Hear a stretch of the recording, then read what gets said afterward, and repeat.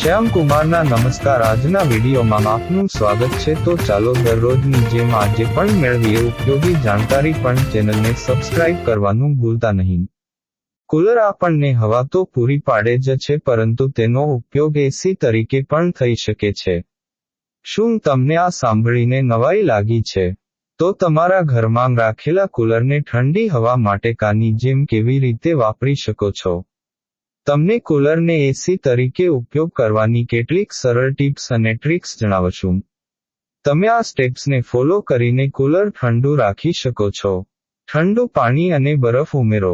કુલરની ટાંકીને હંમેશા ઠંડા પાણીથી ભરો. ઠંડુ પાણી હવાને ઠંડુ બનાવવામાં મદદ કરે છે.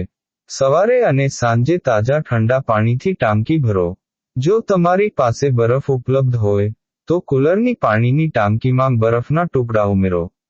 આનાથી પાણી ઠંડુ રહેશે અને કુલરની હવા પણ ઠંડી રહેશે. તમે ટાંકીમાં નાના બરફના પેકેટ પણ મૂકી શકો છો.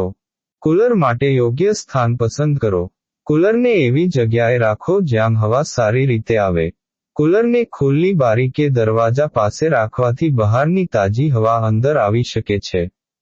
કુલરને તે દિશામાં મૂકો જ્યાં તમે તમારો મોટાભાગનો સમય પસાર કરો છો, જેમ કે બેડની નજીક અથવા સોફાની સામે.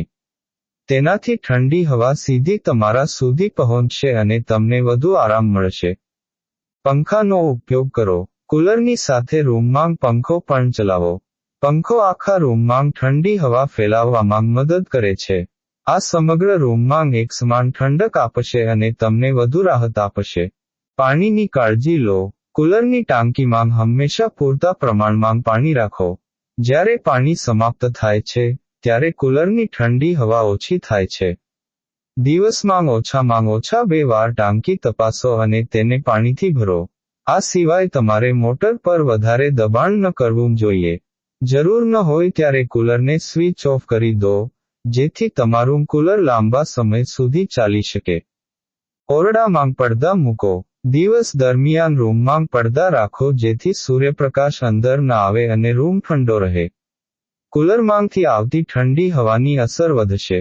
સારી રાતની ઊંઘ માટે સૂતા પહેલા અડધો કલાક કુલર ચાલુ કરો જેથી રૂમ ઠંડો પડી જાય.